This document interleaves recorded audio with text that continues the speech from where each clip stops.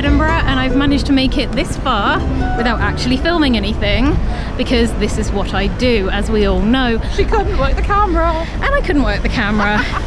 The sun's come out, so naturally I'm complaining that it's too dark and I can't see anything. Those were her exact words. I can't see, it's too dark. I can't see. She just couldn't cross the road. But it's fine, because I have Charlie, who has looked after me, and I'm going to make it back to my hostel. Up here we have the lovely Edinburgh Castle, which I'm probably not even filming because I'm terrible with this thing. And I've been to see 2 shows so far, and then I missed the next one because I thought it was more important to get drunk. Bye!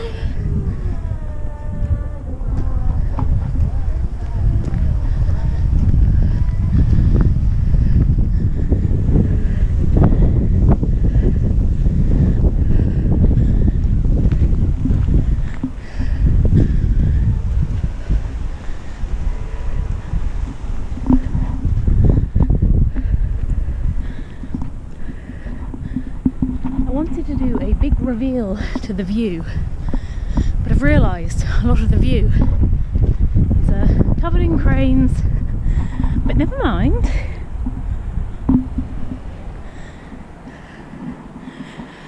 And there's Edinburgh Castle. The bit around it that's built for the tattoo really does remind me of Quidditch. So that's near where I'm staying. I like how I basically filmed nothing yesterday, apart from that little bit with Charlotte, so I thought today I should try and catch up on that.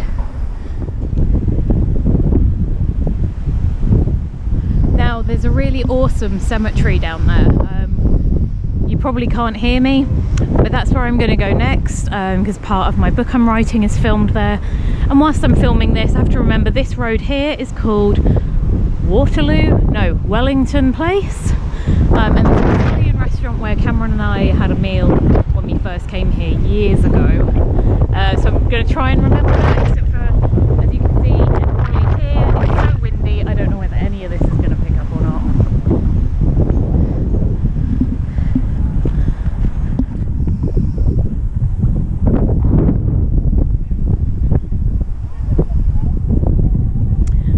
So while I wanted this to be sort of generic videos of Edinburgh and also capturing things to remind me for when I'm writing what things look like, where things are, and kind of remember the feel of the place, I'm also going to talk about a few of my experiences so far of the Fringe. So first of all, trying to find venues for the show you're going to see.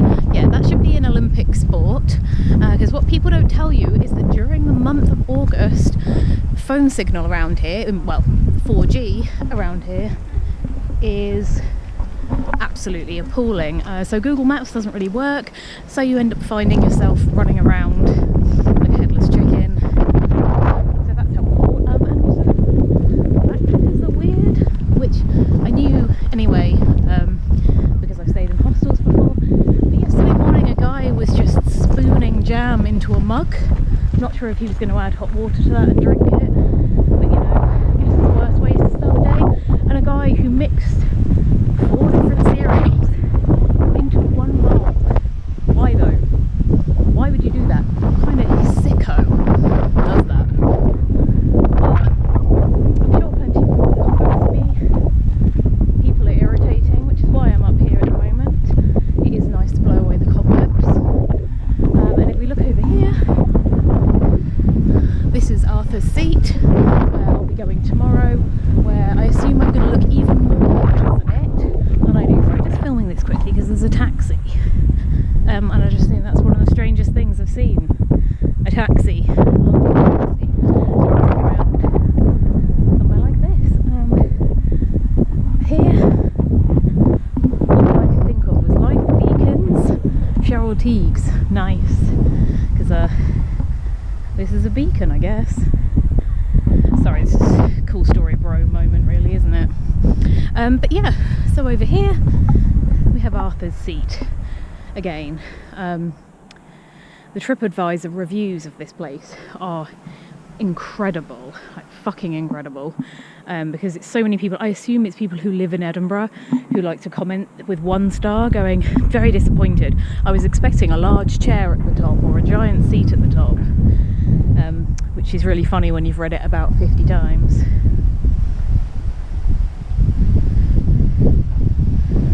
So yeah, I will be climbing up that tomorrow, weather permitting. Although I don't know, maybe if it's stormy it'll be nicer, maybe.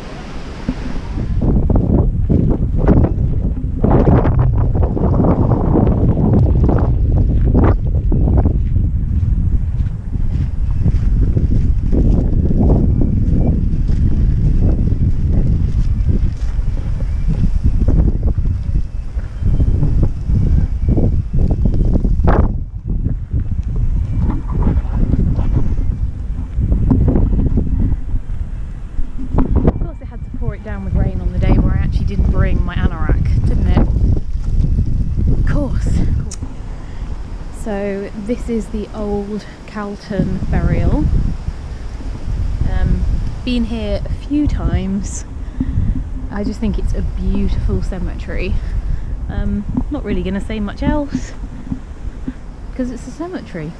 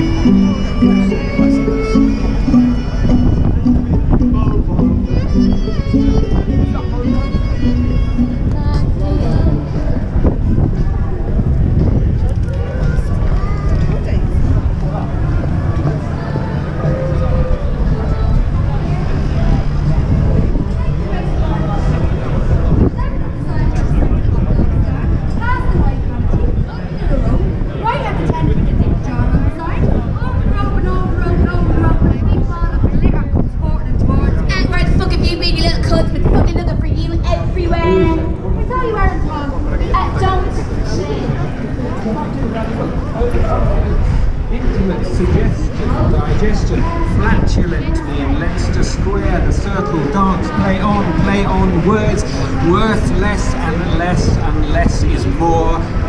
Your boat in the mist and the heather, ring the bell, whether or not untied, I tried, and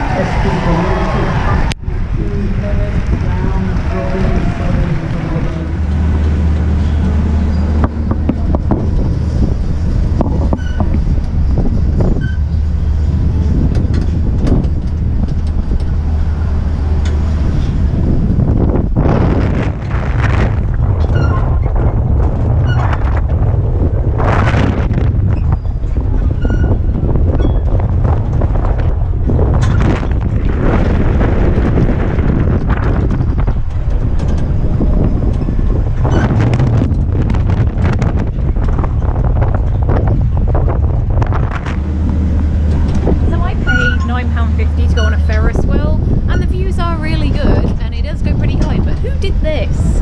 Who designed a Ferris wheel, bearing in mind how windy it is, that you can literally spin like you're on a fucking water? It's fucking ridiculous. This is fucking unbelievable. Anyway, so I feel like I haven't really talked as much as I was going to. I also haven't written as much. I really wanted to keep on top of travel journal, writing, you know, little reviews of shows that I'd seen, and inspiration I had for my book, but I've been so busy and at so many shows, I'm very behind. But I've done a few little bits of writing and tried to jot some things down in my phone, but whilst I'm here I thought this was, well, actually you can't see it now, can you? Okay, we'll get there in a sec, but in the meantime, this is where I'm going next. Finally heading up Arthur's Seat. I really want to be down here. Shall we watch me fall over? Okay, so Scottish Parliament. Oh my god, there's a dog in the water. There's a dog in the water. That is so much more exciting, isn't it? Look at it go! Oh, it's so cute. Anyway, so the Scottish Parliament building is over here. And what I learnt yesterday when I was on a walking poetry tour was that the architect had designed it because there's two distinct features which are a bit strange. There's sticks that go across.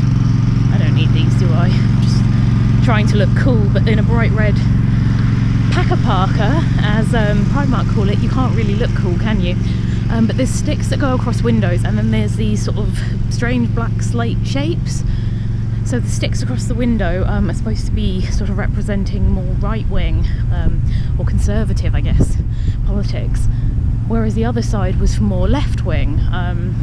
So it was sort of saying, you know, this is Parliament, it represents everything and in between, but it was actually more, the black slate is more of a fist, which is to represent the people and the people's vote, which I think is really lovely.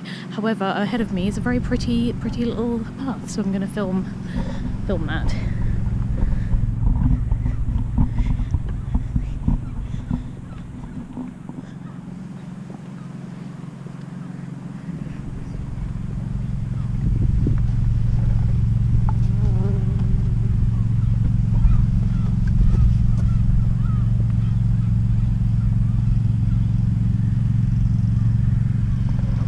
Endless love of bees. I know, I'm such a Hufflepuff. You can see the Parliament building a bit better now, and Colton Hill just behind it.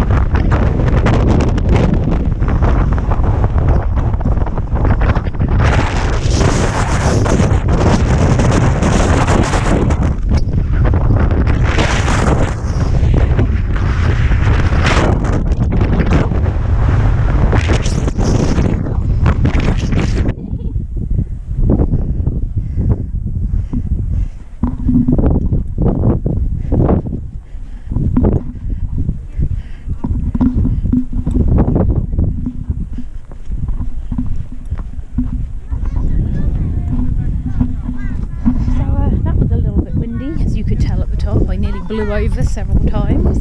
Always good. But I'm really proud of myself, not just for climbing up Arthur's Seat, but more for being able to scramble down the dangerous bit. You know how I hate walking down hills, but doing that without Cameron, and when it's really windy and starting to rain and it's a bit slippery underfoot. Yeah, I'm really proud of myself. Next stop, Everest. But also the view is, you can't really see the view as much from here, but the views on the way up here have been absolutely incredible. And it's just starting to actually rain, but I've been to the top. Now this is the path that follows on the way down, and I've got to be quick because I have a show to go to at 25 to 1? 25 to 1. You know, I'm going from climbing up a extinct volcano to watching somebody take their clothes off. So, you know, all in a day's work, I guess. Which way am I going down? Which way looks safest? I mean, I feel like this will be hilarious for anyone else watching it when I get back. This way. I'm still filming just because this makes me feel less scared, actually. How ridiculous is that? You know, I'm by myself, but if I'm talking to you guys, I sort of feel like, hey, I can do this, you know? My sweaty, red, disgusting face, and if I slip and fall over, I can send it into You've Been Framed and win £200, which will pay towards some of this ridiculous trip I've been on. So, yeah.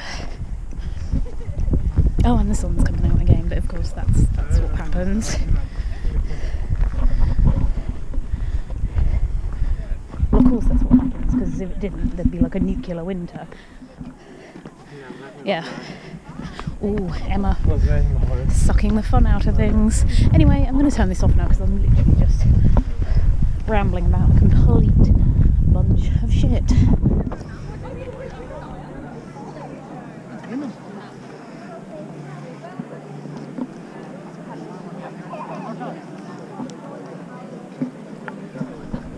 Absolutely thrilling, isn't it? A bunch of empty seats. I think the most exciting thing that's probably going to happen to me today is I'm going to get told that my hand luggage is too large, because I bought some books on the ghost tour last night, and a few of the souvenirs I bought, the way they've been packaged. My suitcase now seems a lot bigger, even though those are the only extra things. I was going to bring all the leaflets home that I got, but it's enough to print a novel the size of War and Peace, so...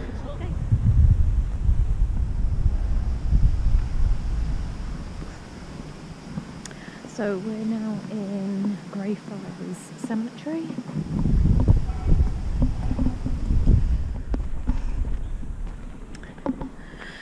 So like I said, Greyfriars graveyard, where you can find the names Lupin, Mooney, McGonagall, James Potter is here, Tom Riddle is buried here. So it's pretty cool. I came here last night on the ghost tour, but I just went back during the day to take a photo of Tom Riddle's grave. And there's just, I mean, I'm a nerd, I'm also a tourist, but there was like a nerdy group of tourists. I think it must be a Harry Potter tour, doing a duel. I mean, really? Anyway, never mind. So last night we learnt about this wall. So this was the wall that surrounded Edinburgh, and it's not particularly tall or thick, and this was their main defence. I was going to film Tom Riddle's grave, but it kind of seemed a little bit pointless because there were so many tourists around. Obviously we have the memorial to Greyfriars Bobby. In fact, that school through there is what they believe J.K. Rowling based Harry Potter on, Hogwarts on, sorry. And there's also a McGonagall buried down there, who apparently was Scotland's worst poet.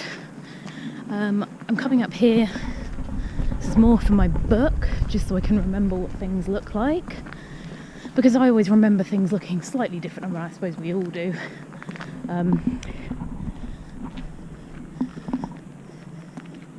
And you know, really original that I'm looking at names on tombstones.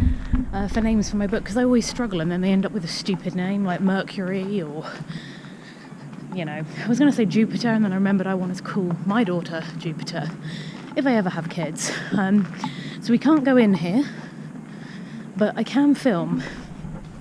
So this is the Covenanters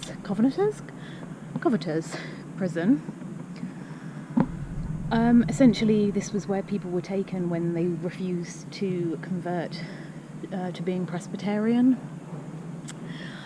Now, down there on the left, it's actually the tomb where there's a lot of, oh, what's it called? The plant butterflies.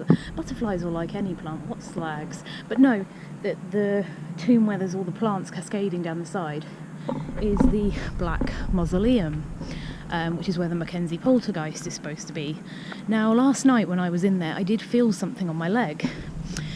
And because I'm part sceptical, part believe in it, you know, I try to be rational, I thought, oh, it's probably just the cold air. I mean, it could be anything. It might not be anything.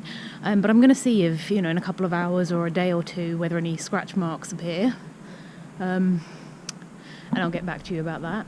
But when I was in the vaults last night, I could have sworn I felt something tugging at the back of my hoodie, which I believe was the ghost of Jack.